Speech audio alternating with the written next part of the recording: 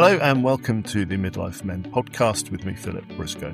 Today I'm joined by Nick Shelton. He's a best-selling author, TEDx speaker, a former petroleum chemist, spent some time in the US Air Force and a long time in the oil and gas industry, but he retired at 49, but then only to realise that freedom without purpose can feel like a slow collapse, which led him to create something called the reset button, which he'll tell us all about, which is really to help men reinvent their lives with more clarity and more direction. So welcome to you, Nick. Thank you very much. It's a pleasure to be here. So let's start by talking about, you sound like you had a very exciting career, doing lots of different things. So perhaps talk to us a little bit about that. And then, what led up to that moment when you retired at, a relatively young age.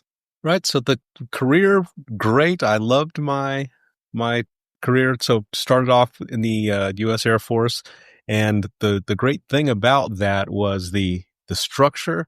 And before I went in there, I thought that I didn't like structure. I was like, oh, I don't want that. But then I found that I work really well with structure. So I knew exactly what my place was in there, what I was supposed to do, and that was great. And then once I left there, then I had a period of time where I was a little bit lost just because that structure was gone that I was so used to. So I was trying to recreate that structure in my day-to-day life.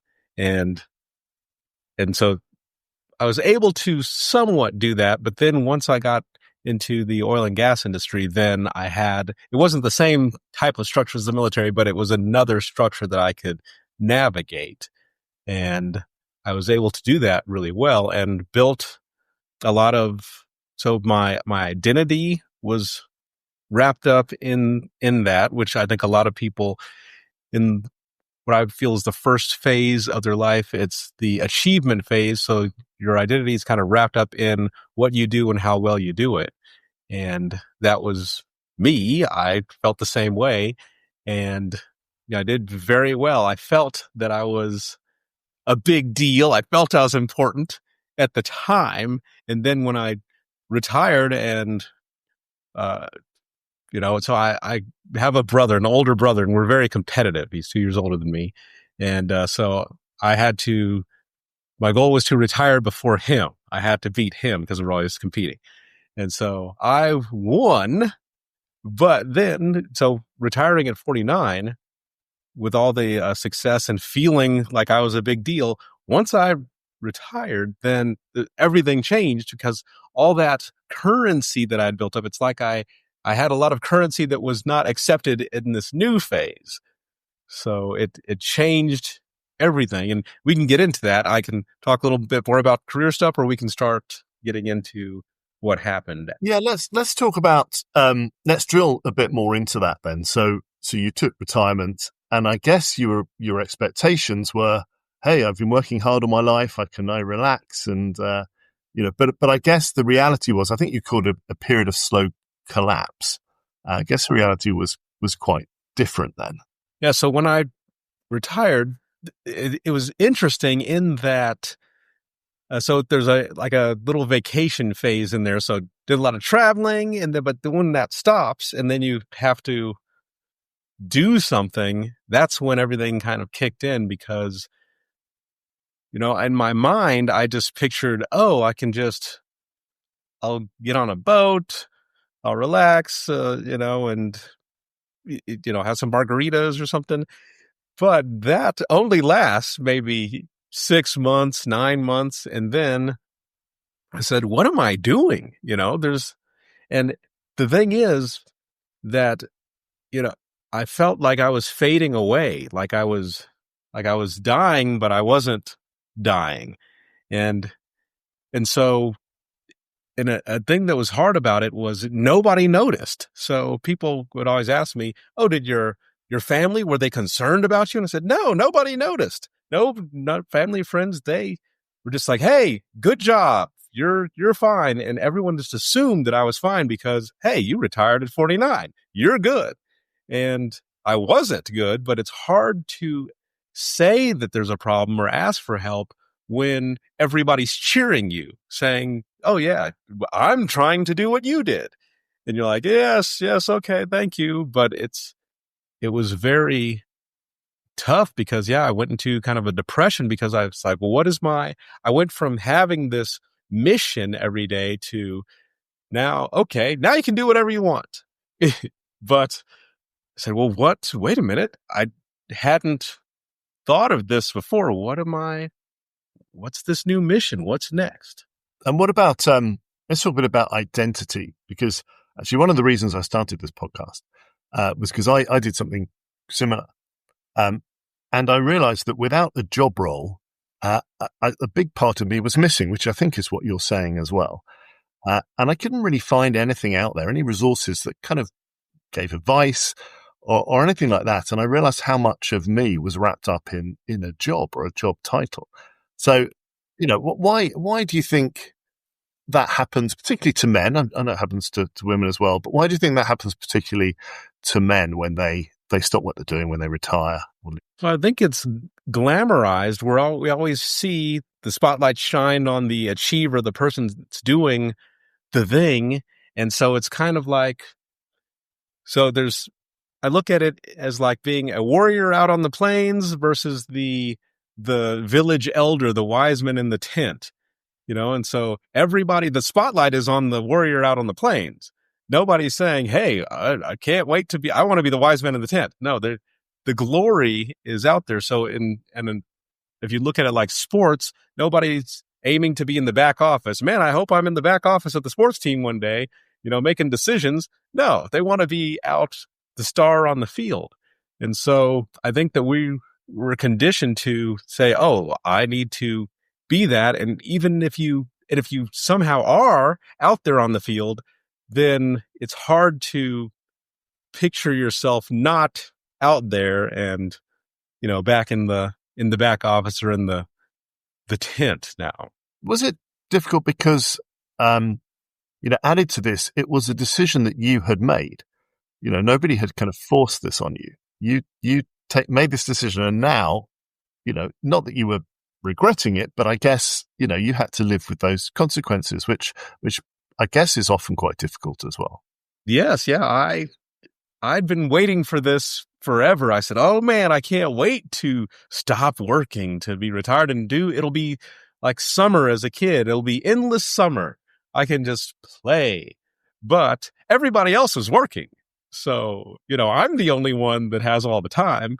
And so then I have to figure out, what's my new mission? What's my new purpose?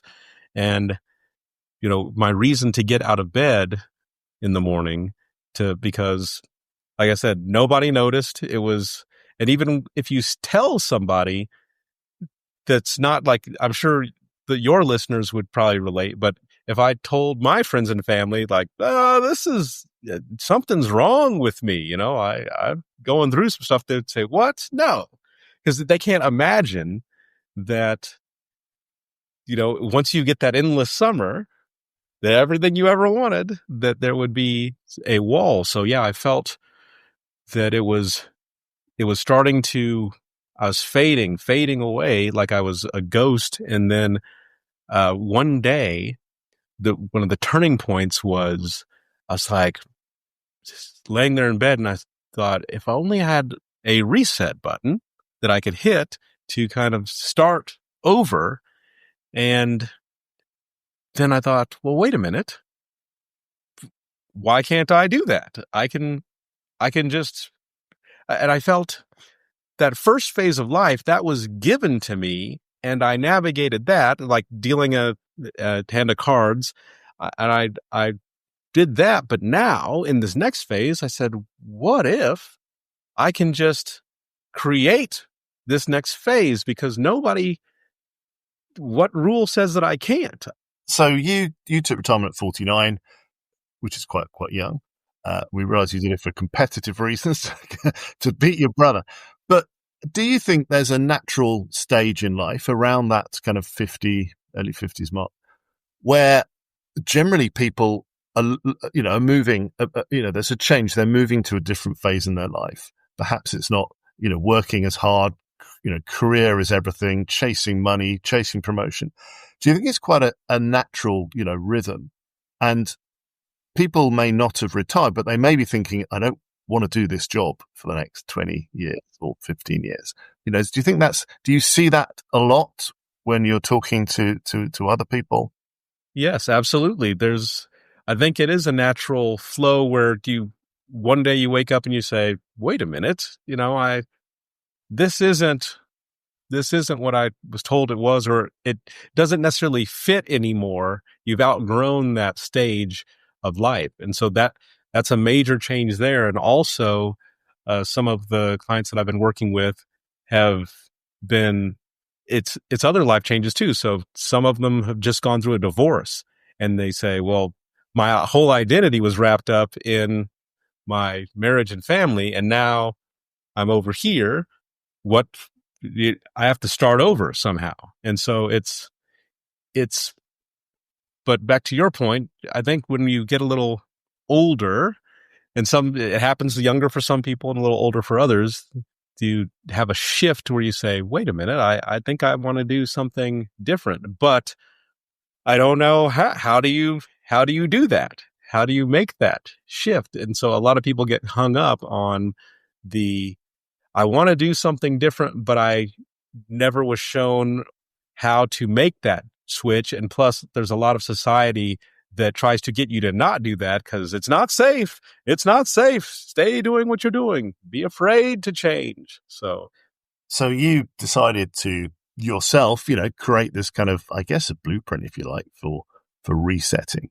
How did you go about that? And can you kind of tell us more about how people can do that? And so I'm a systems guy. I develop systems for everything. So like in the military, it's all procedures and systems. So like for the making of the bed, they have a procedure so that geniuses are the opposite of a genius. Everyone can make the bed the same way. And then, so that helped me visualize, okay, that works. And so navigating my career path, also as a introverted, shy, and socially awkward person, I had to develop systems to navigate that. And that's how that book came about, my book, An Introvert's Guide to World Domination. And then, so for this, I said, there must be something that I can develop. So I'll document what I'm doing, see what's working, and kind of dial it in. And I know other people are suffering with this too, if I am. So let's figure it out. So it started off so I have a 6-phase protocol and it starts off with an audit. So just auditing where you're at, because if you're going to make a change or adjust, dial something in, you need to know what your baseline is, where you're starting from. So a personal audit to see, okay, well, what do I want to carry forward into the future? And then what isn't necessary anymore? What isn't going to serve this next chapter that I can leave behind? And is that across your life? So, relationships, skills that you have, that you get paid for using, and some that you don't, things you enjoy doing that you don't get paid. Is this an audit across everything, not just your working life? Yeah. Major full life audit. Yeah. To hit all the points to see what you're working with. And then because we're resetting the whole you, not just the working you. And so do the full audit. And then from there, it's the next step is to honor and release the old story. And so from there, once I see what I'm working with, then this is what this next step looks like for me. I wrote out a letter to myself, thanking myself, acknowledging all the good stuff, forgiving myself for the bad stuff, and, saying, okay, well, you've served us well. Now I'm taking over and I got to let you go. And then I do what's called a bowl burning ceremony where we burn the letter and let it go, release it. So it's like a little thing to help get that separation. And then from there, I look at it like if you were writing a screenplay script for a movie, you're developing characters. So for this new me, I take from that audit, the good stuff that I liked, and then I can design what characteristics would I like for this chapter of my life, because no one says I have to eat the same food that I ate my whole life. I can say, do I want to be, I was always a morning person, maybe I want to be a night person. Maybe my morning routine could be different. What do I want to eat? What kind of music do I want to listen to? I can change it. I can decide, make a decision, and I can decide, I can plug these in and say, okay, this is what I would like for the parts of the new me to orient to.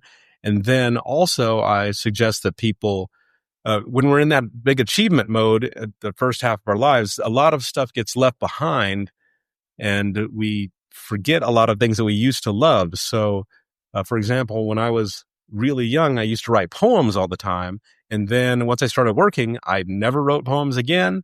And maybe it was because I was busy, or maybe I was too cool. I don't know. But I said, well, let's revisit that, because maybe if I write a poem now, maybe it'll be nothing, but maybe it'll bring up something. It'll bring up some of that past thing, that fire in me. And then also, I used to want to be a chef when I was 10 years old. I said, I want to be a chef. And then that went to the side also. And then I was too busy working. I can't spend time cooking all these things. But now it's like, let's take a look at that. So I'm bringing some of these things that I used to love back in, and at least trying them on to see if there's still something there. So this is kind of like, these are practical steps to actually rebuilding your identity, I guess, or finding a new identity. Because it's kind of easy to say that, but actually, how do you do it? So all these are kind of practical steps to help you kind of reset. Right. Yeah. Because I tried, hypnotherapy, regular therapy, affirmations, all that, and none of that was working for me. So I said, let's just actually have some do this, these types of steps. And then, so once we get like this new person built that I'm trying to orient myself to, they said, this is the new version of me now. Then we have to try to reinforce that, because the old you is going to try to come back in and take over. So there's a couple of things. One of the things is I suggest I did a TEDx talk on the power of uniforms. And so instead of having, so the point of that is, so my best friend is a police officer, and when he puts on his uniform, whether he feels like it or not, he is a policeman. He has to act accordingly. So like I might have like a necklace that I'll put on, or a watch or a bracelet, and then that is my uniform for this new me, because it's the old Nick doesn't have that. New Nick has the necklace. I can touch it. I have the uniform on, whether I like it or not. This is me.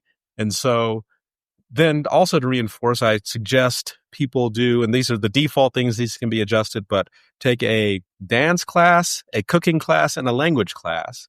And what this does is you're going to introduce yourself in these new environments as your new person, this new you. So I don't have to say, hey, I used to be a petroleum chemist. No, that's gone. Now I introduce myself as this new version. So all of these people, they only know me as this new version. So if I was just around all the people that I was around before, which is, once you leave your workplace, a lot of that drops off. But if I was still around everyone before, then that old me is still right there. But when I introduce myself into these new circles, like the dance class, it's very intimate. You gotta, they partner you up, you're dancing, you're touching somebody.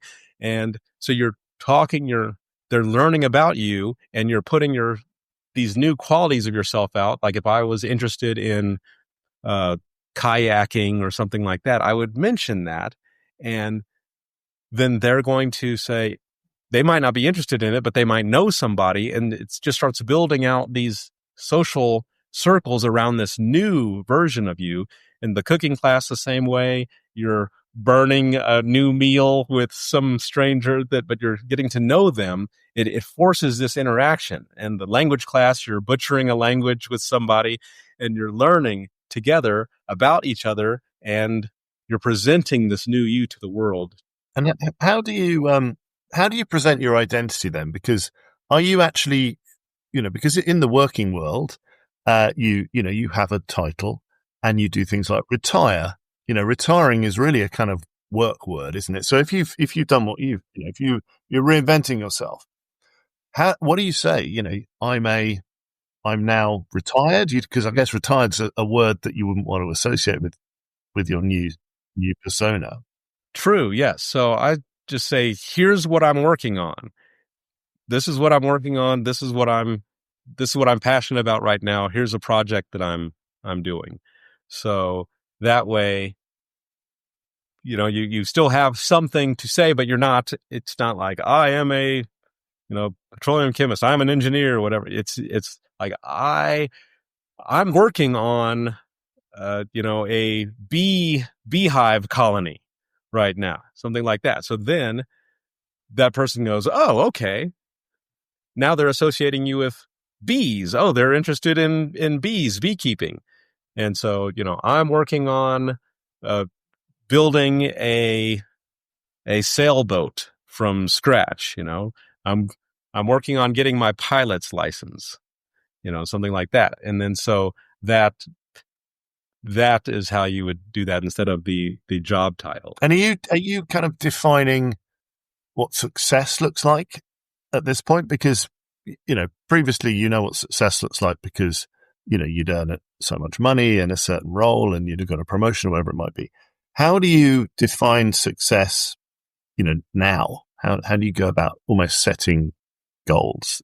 So now it's more relationships versus, so there's the achievement, what you do, how well you do it, and then like earning money, getting promotions, to the impact, the relationships, the legacy, what I mean to my family and my community, what impact I can have as like a mentor, going back to that, the back office or the village elder in the tent, like what impact can I have through like being a mentor or going out and seeing people, making people feel seen. That's one of the things that I like to do is uh, like one of my my purpose is like I like to, when I wake up in the morning, I say, I'm going to make somebody's day today.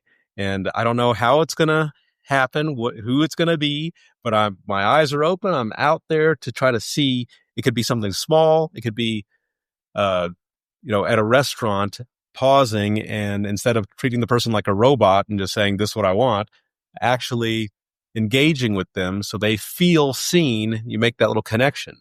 And then it can also be just sometimes people just want to be listened to. So listening to somebody, just making real human connections is my, now how I measure success. If I can have that impact with somebody instead of just out trying to just earn a bunch of money, which is, nice and it has its place. But now I like to see what impact I can have and no matter how small it is, because a little small gesture can have a big impact on somebody else. Why do you think, I'm talking more about men here, why do you think so many men find themselves, kind of stuck at this kind of middle sort of age? Why do you think? I mean, we talked earlier about perhaps the natural rhythm, wanting to have different things in life, but I think a lot of men they kind of get stuck, and you're giving them practical advice as to what to do. But why do you think that happens in the first place? Well, because I don't think that anyone's ever told us. At least I know I've never been told that there was some kind of there's more options, or there's hey, look for this at these phases. They just say, go to work. And then one day you'll be able to stop and, go on a cruise or something like that. But you're not really taught, or at least I wasn't taught, that there were options, that you could do something else. And so we're just put into this one,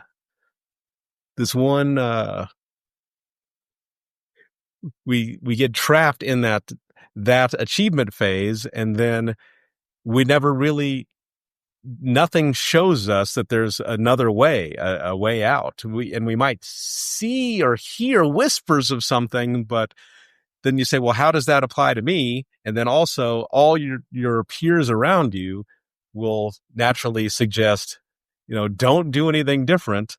This is just how it is. This is just your life. And I've seen that a lot where, people even being afraid to retire because everyone says, oh, no, if you retire, you're going to die.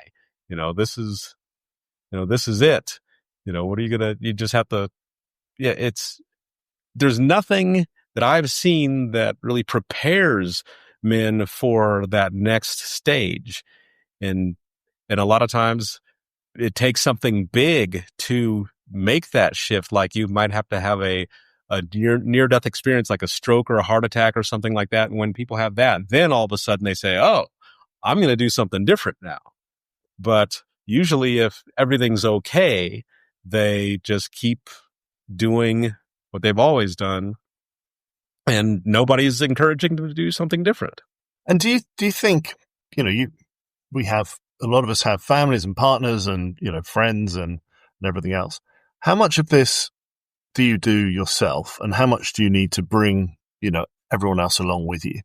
I know that if you can, it would be helpful to bring your partner, but I think from my experience, it's always been, it was a little more difficult because my wife has her own stuff that she's, working on and dealing with. And then if I say, hey, so I did mention, this is what I'm doing. And I still don't think that she understands just how deep it went. I just said, I'm resetting myself. I'm trying to do this, but I don't know if she really understood how bad it got. And so I think that if you do have an understanding partner that is there and that does notice, like mine didn't even notice, but if you have a partner that notices, then I think that'd be really helpful to have them encourage you and push you and hold you accountable for this change.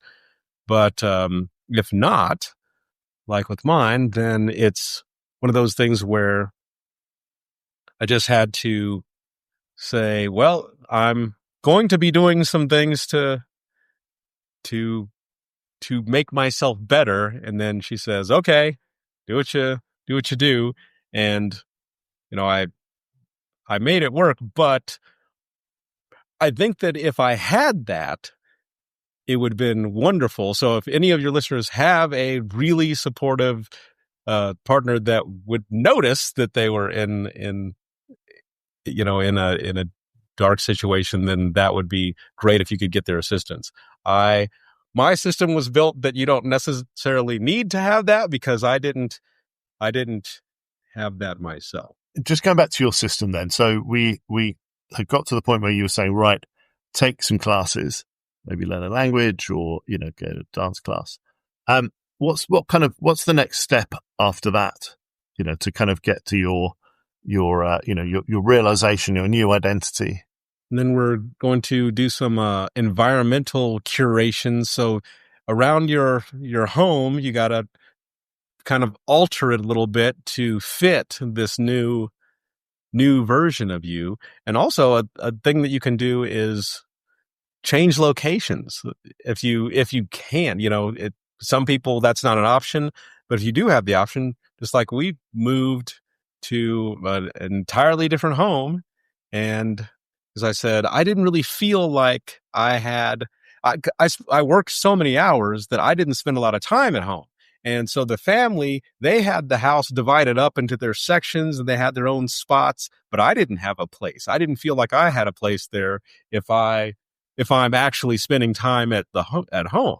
And so we did move into a new place, and now since we all came in together, everyone, when we're dividing up, okay, this is where I'm going to be spending my time, I have a spot. I feel like I have it's more balanced and fits this new me for actually spending time in the house. So just that environmental curation. is the next step for that. And what about all the stuff that we accumulate? We're about to move house, and we've got so much stuff that we don't need. I've got clothes that are like 25 years old. I mean, is it part of that environmental reset? Is it good just to kind of get rid of stuff that you just don't need and that's part of your old life? Yes, and this is, I guess it could be different for different people. For me, yes, absolutely. I got rid of a lot of stuff, and it was so liberating, and it was great. I loved it. But then so my brother, the competitive brother that I have, he is what they call a pack rat. He never throws anything away. He has everything from when he was like born. He's collected. He's never gotten rid of anything. And I'm sure that no matter how much I told him, hey, you should probably get rid of some of this stuff, that's not going to happen. He's never going to do it. So I think it is incredibly freeing to get rid of a lot of stuff and just streamline your life. But once again, trying to since I've seen it up close and personal, I can't necessarily say that, yes, you have to do that. You don't have to do it. I just think it makes it a lot easier on you if you do kind of get rid of some things, especially since you said you're moving. The easiest time to get rid of things is when you're moving, because you have to collect it up anyway. And there so is, instead of just taking a box. In theory, if you give yourself enough time, otherwise you just shove it in a box and take it with you. Yes, and just move the box to another place. Yeah. So you've sorted out your kind of environment, and then is there another step after that? So yeah, you'll continue like the what I call life alignment engineering. So you'll continue going out and exploring these new things, the things that you brought up from the past that you used to be passionate about. Still working on these new social circles and trying things out, because when you meet people and you find out what they're doing, then it might open up some interest in you for another thing. And so basically, I know that we talk about the finding the purpose, but what really happens is that your purpose is more revealed. And so once you get out and you do this reinvention of yourself, and you start getting involved and get out and see things, then you come across things, you go, oh, okay, I see this. So things pop up, and so instead of finding, it's more of a revelation. Your purpose is revealed, and it doesn't have to necessarily be, okay, this is what I'm doing for the rest of my life. It could just be something that it might be 6 months that you get really passionate about something and wake up excited to do it. And then after that, you can change. You're allowed to change. That's one thing that a lot of people have a trouble with. They think that you're stuck with this forever. When you decide you want to do something, you're making a decision that you're stuck with. No, in this new version of you can change. You can enjoy something, and then you can say, okay, that's enough. I would like to try this other thing now. And then so your purpose doesn't have to just be, this is it, and that's it forever. This is it for now, and then something else might reveal itself down the line that captures you and that you want to pursue.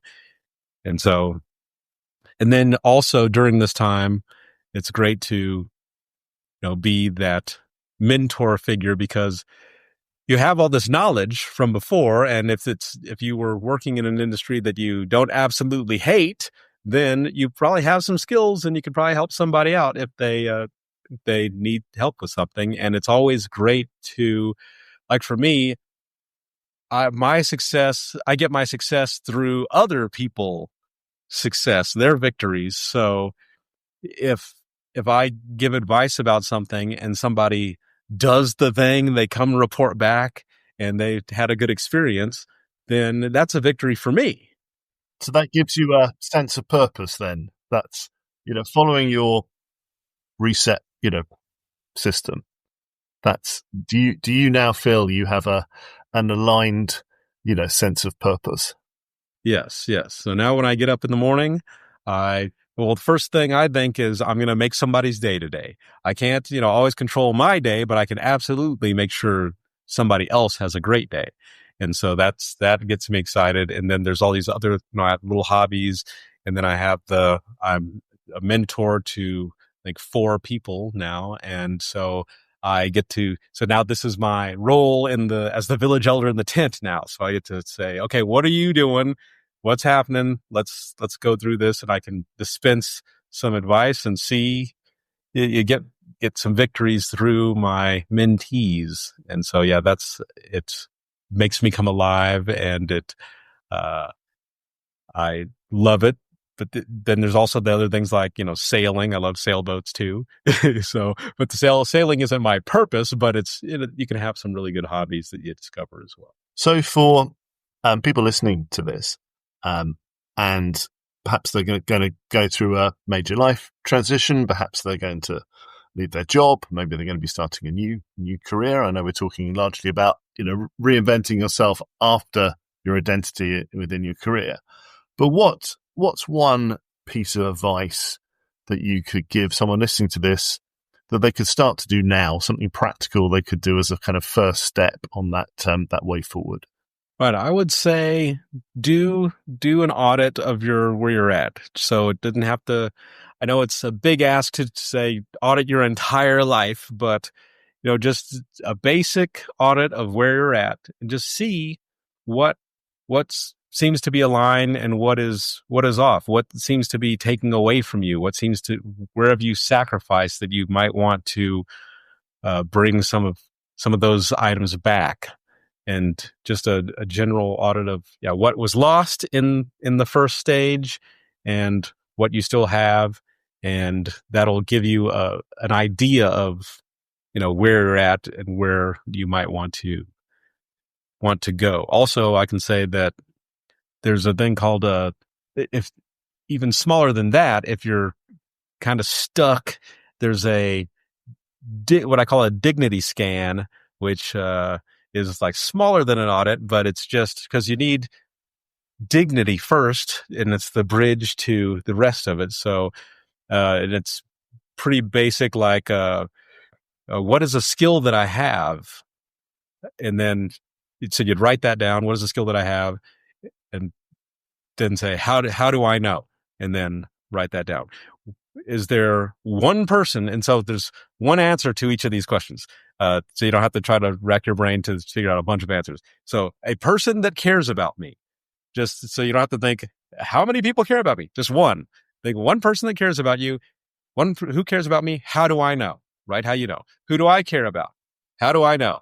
Write that down. And then just things like this, like a value that I've kept.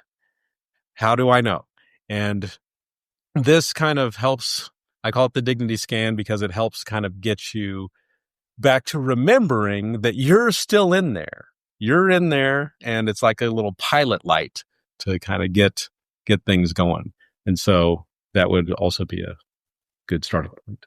I just wanted to ask you as well, you wrote a book called An Introvert's Guide to World Domination.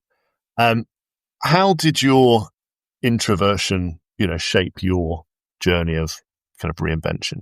So the systems that I built, because, in order to navigate the military and the oil and gas industry, I had to, and I did it really well, but I had to have systems to be able to do that because, I saw these opportunities, and I said, well, if I don't go out and interact with people, then I will not be able to get access to these opportunities. And so I built systems around that to be able to do it. And then that helped with this phase where I built the systems around the reset button. And a lot of those systems from An Introvert's Guide to World Domination transferred over to this. So, for example, that taking a dance class, cooking class, language class, that is one of the things that we also use for the introverts as well, and